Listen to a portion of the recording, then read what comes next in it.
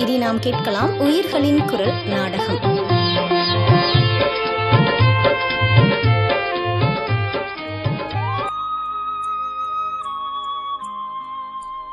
பூங்குடி ஒரு அழகிய கிராமம்.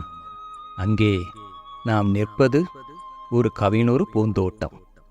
உயர்ந்தோங்கிய மரங்களும் நடுவே சிறு குளமும் அதில் துள்ளி விளையாடும் மீன்களும் அருகில் ஒரு கோவிலும் என்று காண்பதற்கே மிக அழகாக இருக்கின்றது.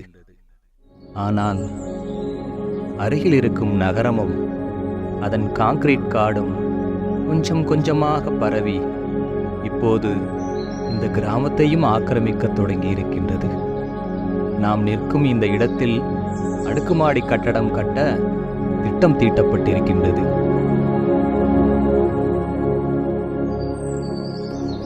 அருகில் ஒரு நாவல் மரம் இருக்கின்றது.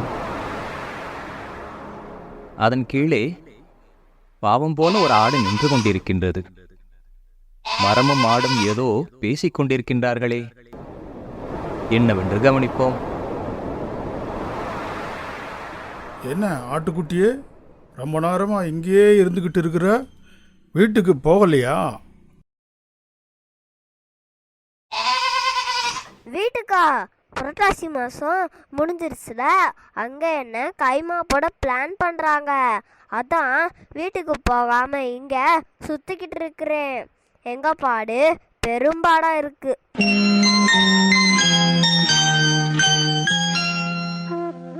ஆமாம், அங்கே யாரும் வேகமாக ஓடியும் பறந்து வராங்களே, யாரா இருக்கும்? அட, இவங்க எங்கள் பக்கத்து வீட்டு கோழி அக்கால. என்ன கோழி அக்கா, ஏதாவது பந்தயம் நடக்குதா?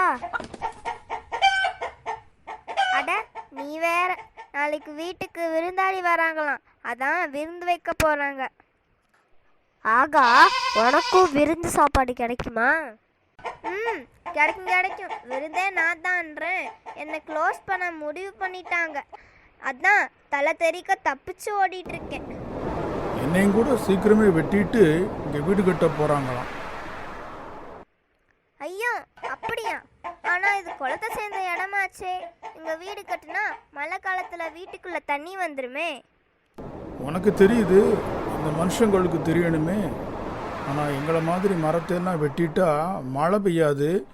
மழை பெய்யலைன்னா வீட்டுக்குள்ள வெள்ளம் வராது. அதனால அவங்களுக்கு பிரச்சனை கிடையாது.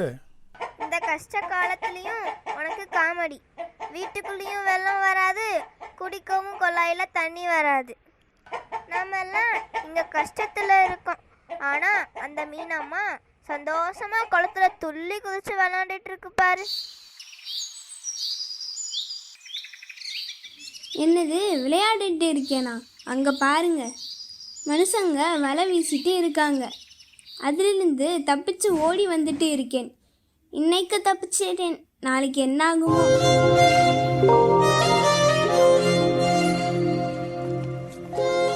நமக்கெல்லாம் விடிவு காலமே இல்லையா? மனுஷங்களை மாற்றவே முடியாதா? ஒன்று பண்ணுவோம், கோர்ட்டுக்கு போவோம், மனுஷங்க மேலே கேஸ் போடுவோம். மனுஷங்க கோர்ட்டில் நமக்கெல்லாம் நீதி கிடைக்குமா? அவங்க காட்டில் இருக்கிற மானை கொன்னா தப்பு, வீட்டில் இருக்கிற ஆட்டை கொன்னா தப்பு இல்லைன்னு சொல்கிறவங்க. நாம் கடவுளோட கோர்ட்டுக்கு போவோம், அங்கே தான் நமக்கு நீதி கிடைக்கும். ஆமாம் ஆமாம், கடவுள் தான் சரியான தீர்ப்பு கொடுப்பார். நாம் அங்கேயே போவோம். ஆஹா, சரியான முடிவு எடுத்திருக்கின்றார்கள் என்றுதான் தோன்றுகின்றது. நாமும் கூட அங்கே போய் என்ன நடக்கின்றது என்று பார்ப்போம்.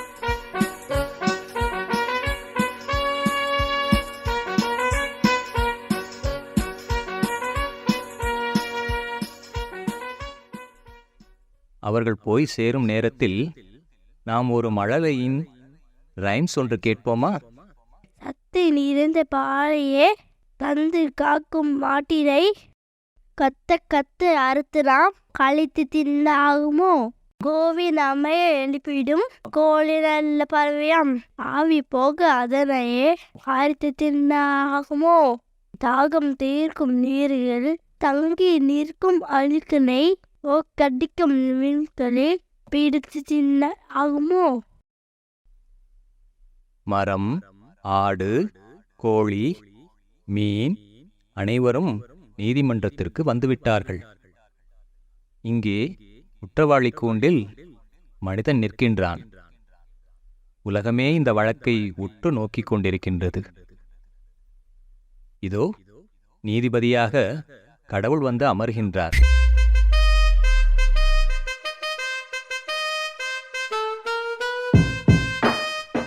அவர் கூடவே இன்னொருவரும் வந்து அமர்கின்றாரே, யார் இவர்? கடவுளுக்கு சமமான இருக்கை இவருக்கும் அளிக்கப்பட்டிருக்கின்றதே. நடப்பதை நாமும் கவனிப்போம். அருமை பிராணிகளை, எதற்காக அழைத்தீர்கள்? ஒவ்வொருவராக உங்கள் புகார்களை கூறுங்கள். மரமே, முதலில் நீ கூறு. வணங்குகிறேன் இறைவா. நான் மனுஷனுக்கும் எல்லா உயிரினங்களுக்கும் பல விதத்தில் உதவி பண்ணுறேன். என் கிளைகளில் பறவைகள் கூடு கட்டி வசிக்கிறாங்க. பறவைகளுக்கும் விலங்குகளுக்கும் மனிதர்களுக்கும் பழங்கள் கொடுக்குறேன். காற்றை சுத்தம் பண்ணி ஆக்சிஜன் தர்றேன். வெயிலில் களைச்சி வர்றவங்களுக்கு நிழல் தர்றேன். மழை பெய்கிறதுக்கும் நான் உதவுறதா விஞ்ஞானிகளும் சொல்கிறாங்க. ஆனால் மனுஷன் என் இனத்தையே அழிச்சிக்கிட்டு இருக்கான். கருணை கடலான நீங்கள் தான் எங்களை காப்பாற்றணும். இப்போ ஆட்டுக்குட்டியே, அடுத்து உன்னோட பிரச்சனையை சொல்லு. அனைவரையும் காப்பாற்றும் இறைவா, இந்த மனிதன் என்னை கொல்லப் போகிறான். என்னை காப்பாற்றுங்கள். கடவுளே, இந்த ஆடு பொய் சொல்லுது. நான் இந்த ஆட்டை கொலை பண்ணலை, உங்களுக்கு தான் பலி கொடுக்க போறேன். எனக்கா? நான் எப்பொழுது கேட்டேன்? நான் சாப்பிடுவதை எப்பொழுதாவது நீ பார்த்திருக்கிறாயா? இறைவா, உங்க பேரை சொல்லி அவங்களே சாப்பிட்றாங்க. நாங்கள் பாவம் இல்லையா? எங்களை கொன்னா உங்களுக்கு பாவம் வந்து சேரும் இல்லையா? அப்படின்னு கேட்டா, கொன்னா பாவம், தின்னா தீரும் அப்படின்னு சொல்றாங்க. கோழியக்கா, நீயும் பிரச்சனையை சொல்லு. பரம்பொருளே, பறக்க முடிஞ்சா கூட தப்பிச்சு போயிடுவேன். ஆனா ஓடத்தான் முடியுது. விரட்டி வந்து பிடிச்சிடுறாங்க. ஏன் எங்களுக்கு இவ்வளவு கொடுமை செய்யறாங்க? காட்டு விலங்க கொன்னா தப்பா, எங்களை கொன்னா தப்பில்லையா? இது என்ன லாஜிக்? கடவுளே, இவங்களை கொன்று சாப்பிடலனா இவங்க எண்ணிக்கை ஜாஸ்தி ஆயிருமே. மனுஷங்களோட ஜனத்தொகை கூட ஜாஸ்தி ஆகிட்டே இருக்கு. இருக்கிற இடம் இல்லாம வயல் குளம் எல்லாம் வீடாகிட்டே இருக்கு. அதனால மனுஷங்களையும் சாப்பிட்டுக்கலான்னு அனுமதி கொடுத்துட்டா ஜனத்தொகையை கட்டிப்படுத்தி விடலாமே. சபா, சரியான யோசனை. இதற்கு என்ன சொல்ல போகிறாய் மனிதா? நீ ஏதும் சொல்ல வேண்டுமா மீனம்மா? ஆமாம் யுவர் ஆனர். சே, ஆமாம் மைலாட். ஆமாம் மை காட். ஆஹா, அழகாக ஆங்கிலம் பேசுகிறாயே. ப்ரொசீட். வாவ், நீங்களும் அழகாக ஆங்கிலம் பேசுகிறீர்களே. நாங்கள் தண்ணீருக்குள் அசுத்தம் சேர விடாமல் சுத்தம் பண்ணி வைத்துக்கிட்டே இருக்கோம். கண்ணாடி தொட்டிக்குள்ளே எங்களை வச்சு அதை பார்த்து மனுஷங்க தங்களுடைய டென்ஷனை குறைச்சிக்கிறாங்க. அதை நாங்கள் தப்பு சொல்லலை. ஆனால் அவங்களுடைய நாக்கு சுவைக்காக எங்களை அடித்து சாப்பிட்றாங்களே, இவர்களுக்கு கடுமையான தண்டனை கொடுக்கணும். கடவுளே, அசைவம் சாப்பிட்டா தானே உடம்பு வலுவா நோய் இல்லாமல் இருக்கும். யானைக்கு இல்லாத பலமா அது அசைவம் சாப்பிடுதா என்ன? மாடு சைவம் சாப்பிட்டுதானே லிட்டராக உங்களுக்கு பால் கொடுக்குது. கொஞ்ச காலத்து முன்னாடி வரைக்கும் அதுதானே வயல் உழுதது, வண்டியில் பாரம் இழுத்தது. அதை விடுங்க, உங்கள் மனுஷங்களே உதாரணம் சொல்கிறேன்.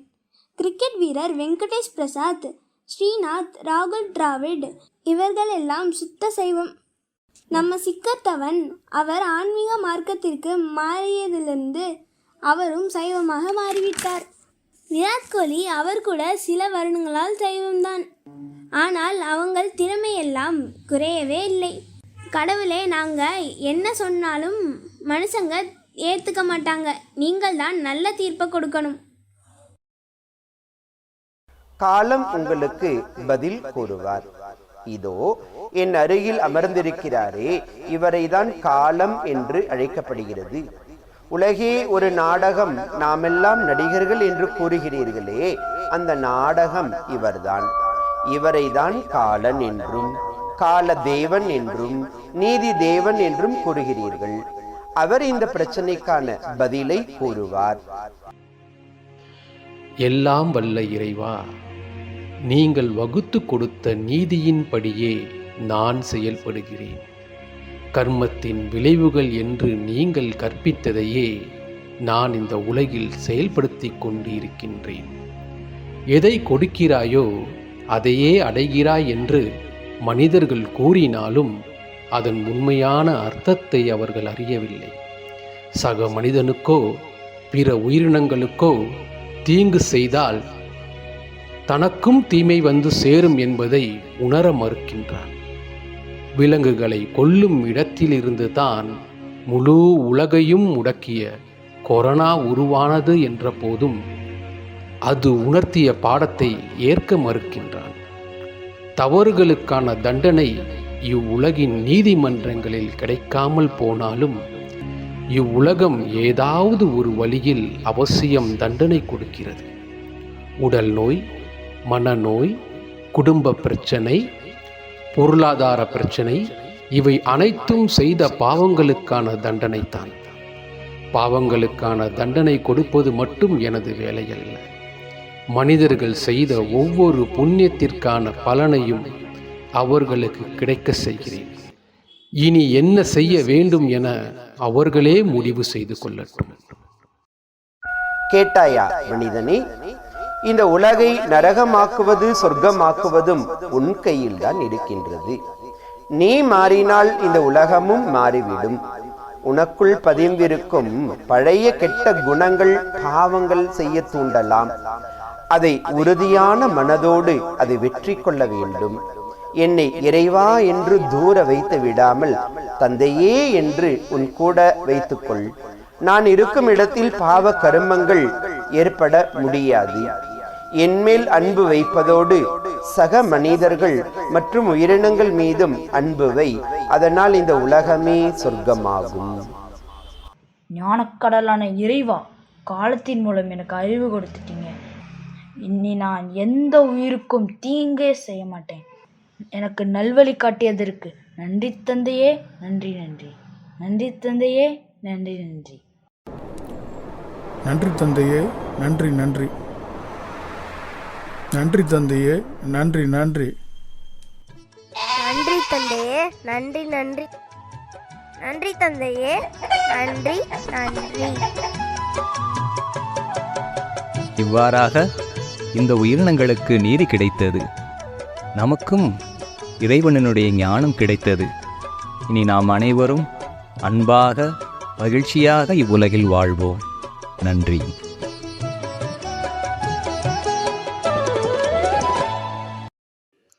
அமுதமழை இணையதள வானொலியில் இதுவரை நாம் கேட்டோம் உயிர்களின் குரல் நாடகம். குரல் வண்ணம் மனிதனாக என் நாகநிரஞ்சன், கடவுளாக சகோதரர் பிரம்மகுமார் செல்வராஜ், காலத்தின் குரலாக சகோதரர் பிரம்மகுமார் பாலமுருகன், மரமாக திரு எஸ் கனகசபை, ஆடாக லகித் சரண், கோழியாக ரித்திகா, மீனாக டி சஸ்மிதா, ரைம்ஸ் பாடியது என் நாகபிரக்ஷன். நாடகத்தை எழுதியவர் ஓய்வு பெற்ற முதன்மை கல்வி அலுவலர் விஷ்ணு பிரசாத் அவர்கள். தயாரிப்பு சகோதரர் பிரம்மகுமார் செந்தில் பாபு அவர்கள். படைப்பு அமுதமழை இணையதள வானொலி.